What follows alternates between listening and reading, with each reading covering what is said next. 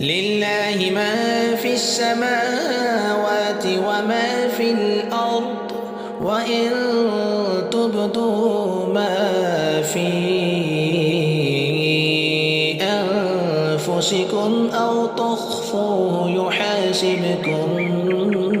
به الله فيغفر لمن يشاء ويعذب من يشاء والله على كل شيء قدير. آمن الرسول بما أنزل إليه من ربه والمؤمنون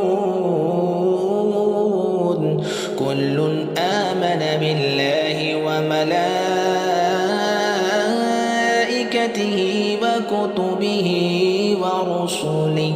لا نفرق بين أحد من رسله وقالوا سمعنا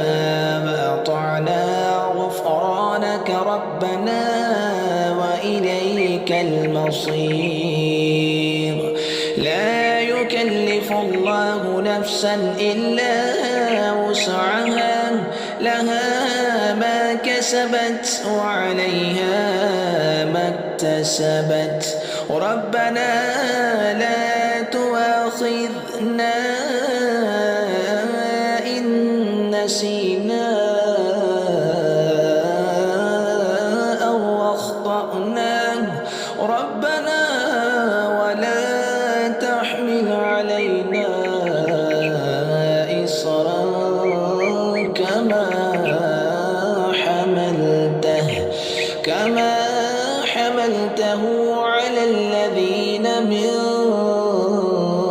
قبلنا ربنا ولا تحملنا ما لا طاقة لنا به واعف عنا واغفر لنا